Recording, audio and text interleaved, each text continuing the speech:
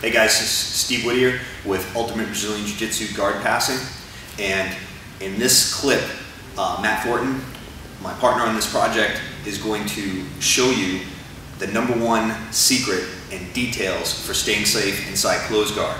Now, pretty much everybody knows you have to have a good base in there, you have to be upright, there's only a few passes that you actually do high percentage where your head is down, but inside closed guard, literally seeing even people at very high levels, there's a couple details with how you position your hips and where you keep the line of your head that if you don't violate those, it's going to be extremely difficult for anybody to get offense. And also how you use your frame. A lot of different variations of grips in there, but we're going to really break down the frame into simple elements and then show you how to drill it so you can really make this a weapon. We literally had guys that are like already at brown belt or black belt level that know very good guard passing, very good guard breaks. This one thing has been gold for them. Like they'll walk away from an entire seminar and say, man, like that was, I wish I'd known this 5 or 6 years ago. Okay, doesn't mean they don't know how to break open the guard, but they realize like how much trouble they'd had to work their way through for years and years because of not knowing this one thing. And Matt's going to break this down for you. This has been huge for my athletes in competition, as well as just training day to day in terms of their ability to survive against people who have crazy good, aggressive closed guards. Check it out. Okay, we're going to start inside closed guard, and again, everything in jiu-jitsu is about posture. So let's just talk about proper posture here. First thing is I'm sitting all the way down on the mat. I'm not going to raise up. One of the first mistakes beginners make, or if you get in a fight with somebody who doesn't know jiu-jitsu and you find yourself in this position, they're going to punch you, is they raise up. That's an instant sweep. So my weight's down like this. I don't want to lean back. If my head breaks this line this way, when he starts to sit up on me, I won't have the timing to be able to push him back down. So my head and shoulders are always at least above my hips and my weight's all the way down. But even here, if Steve pinches his knees together and pulls with his legs, just with his legs, he'll bring me forward every time. And so what that means is I'm going to have to use my hands to hold myself up, and that's not what we want. Because if I'm using my hands to hold myself up, as soon as he moves a hand, I'm going to fall. And this is how you get into submissions. So what I'm going to do is I'm going to roll my tailbone up. Imagine a dog tucking its tail between its legs. Or another way to express it is I'm going to try and put the back of my belt on the mat. I'm going to suck my stomach in and round out my back. So it looks like this. Okay? So it's almost a sprawl. Now he pinches his knees together and pulls, and I don't go anywhere. So the harder he pulls, the more I deal with that down here at my tailbone. This is engaging my entire core. Even if he was huge, much bigger than me, and he was able to pull me forward, this is what it would look like. He would be pulling, my back would arch like this, and then I would fall. Because physically, he can't pull me forward until he breaks my posture like this.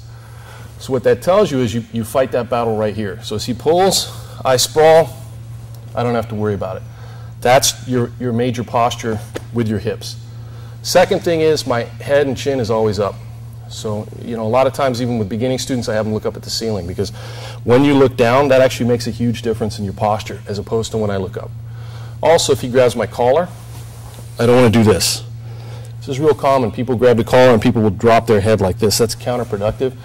Think of Muay Thai or wrestling. He grabs a single necktie. The first thing I'm going to do is raise my chin up and use my traps. So my hips are sprawled in like a dog tucking its tail. My back's arched, my chin's up, he pulls, and I'm in good posture. Once we have that part, then it's time to add frames. And my frames are designed to keep Steve on his back. That's what it's for. So I can hold myself up. Now my hands are going to keep him on his back and keep him flat. First hand, when we're doing gi, I prefer to grab both lapels so he doesn't open up his jacket and move my hands. So I'm going to grab both lapels, roll my arm up this way. So it's palm up, right about at the sternum, and then I'm going to put my elbow, if it can reach, right on his hip here. If you can't reach, get as close as you can if your arms are shorter, right about there, and this creates a frame. And now what I'm going to do is I'm going to favor this arm a little bit and lean into it just a little bit with my weight. Now when he goes to sit up, he can't move. And I'm not pushing him down, I'm not using any energy, there's no isometric contraction, I'm not going to get tired, it's just a frame. So I've created a frame with my body. Now he tries to sit up. He can't sit up. He grabs my collar. I'm not worried about it. Pulls with the knees. Can't move me down. So that's the front frame. Backhand is also going to grab. I'm not as particular about that one. That's going to move around.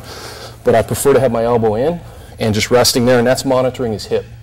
So now he can't sit up, can't raise his hips, can't pull me down. And absent moving my frame, he's not going to be able to do anything to me. So once we have all this established, now it's all about dealing with the frame. So he's going to attack my frames, attack my sleeves. He grabs cloth, I always grab cloth. See how he's grabbed that sleeve? I can never let go. If I were to let go here, he's going to pull my arm across, nothing I can do about it. So he grabs cloth, I'm just defending, keep going. And when I find it's time I have to move, I switch. So I switch to the other side. We keep going. And this is the game. There's no real pattern to it. All that's important is that I keep him on his back and I hold myself up. And you want to play this game for hours. This is not an advanced game. It's not a beginning game. This is a fundamental. So whether you're a black belt or a white belt, this is a huge part of what you need to do in jiu-jitsu. If you get armbarred, triangled, omoplata, kimura, anything like that happens to you when you're in a closed guard, the mistake and error you made occurred right here. Something I just showed you, you didn't do. So you moved the frame the wrong way, or you fell forward, or your base, he manages to break your posture, or you break posture for him because your fundamentals are off, and then you get caught in the armbar. Then you get caught in the triangle. So just learning to defend here and stay in good position will keep you out of almost all submissions.